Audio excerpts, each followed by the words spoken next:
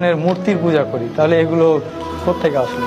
অথচ বেদে আছে নাচ্চি কাচ্চি জাদিতা না জাদিপা নাস্তি প্রতিমা আস্তি। সৃষ্টিকর্তার কোনো প্রতিকৃতি নেই, কোনো ছবি নেই, কোনো মূর্তি নেই, কোনো ফটোগ্রাফি নেই, কোনো আইডলস নেই। তাহলে আমরা কেন এই ভ্রান্তিক বিষয়গুলো নিয়ে পড়ে থাকবো? আমার চিন্তা ভাবনা শুরু হলো, আরও জানলাম। হিন্দু ধর্মের কল্কি অবতার নামে একটা বই আছে। ওই কল্কি অবতারে একটা শেষ অবতার, যার নাম হবে নরসংসা। নরসংসা অর্থাৎ প্রশংসিত ব্যক্তি। প্রশংসিত ব্যক্তিকে আপনি যদি আরবিতে নিয়ে যান তাহলে হবে মোহাম্মদ। মোহাম্মদ অর্থ হচ্ছে প্রশংসিত ব্যক্তি। ওই থেকে আর কি মনের মধ্যে একটা খটকা, যে আরেকটা মন্ত্র আমি পেলাম কল্কি অবতারে, লা ইলাহা হরিতি পাপং ইল্লো ইলাহা পরম পাদম জন্ম বৈকুণ্ঠ অপরিণীতি জপি নাম মোহাম্মদম। এখানে আল্লাহর কথা আছে, রাসূল সাল্লাল্লাহু আলাইহি সাল্লামের কথা আছে। তখন আর কি আমি পুরোপুরি শিওর হয়ে গেলাম। তারপরে আরও মন্ত্র আছে, হতারমিন্দ্র মহাসুরেন্দ্র অল্লং জ্যেষ্ঠং শ্রেষ্ঠং পরমং ব্রহ্মং অল্ল রাসূল মোহাম্মদং অল্ল লাল্লিকতং। এই ধরনের এই মন্ত্রগুলোতে আর কি কল্কি অবতারে মোহাম্মদের, আমাদের যে নবী, শেষ নবী মুহাম্মদ সাল্লাল্লাহু আলাইহি সাল্লামের কথা আছে।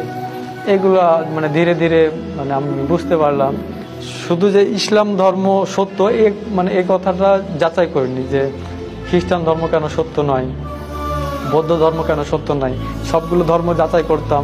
বিভিন্ন পাদ্রীরা প্রশ্ন করতো ডক্টর জাকির নায়েককে, বিভিন্ন ধর্মের যাজকরা আসে প্রশ্ন করতো, যে ডক্টর জাকির নায়েক যেসব উত্তর দিতেন কোরআন হাদিস থেকে, আশ্চর্যজনক। ইসলাম ধর্ম যে সত্য এটা যে তিনি বুঝিয়েছেন, এই কথাটা এইটা আমার মাথায় গেঁথে গিয়েছিল। এরপরে আমি ইউটিউবে একটা চ্যানেল পেলাম, হেদায়েতের পথে। এখানে গিয়ে আমার দিনী ভাই আব্দুর রহমান ভাইয়ের ওনার সাক্ষাৎকারটা আমি দেখলাম।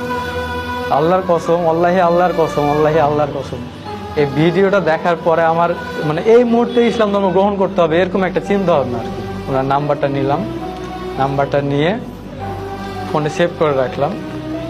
তো তার পরের দিন আমি মাঠের মধ্যে গিয়ে ভাইকে ফোন দিলাম। বাড়িতে থাকলে হয়তো কেউ জানবে, বা আমার কথা শুনে হয়তো কেউ আমাকে বিভ্রান্ত করার চেষ্টা করবে। তো আমি ফোন দিলাম ভাইকে, ভাইয়ের সঙ্গে যোগাযোগ হলো।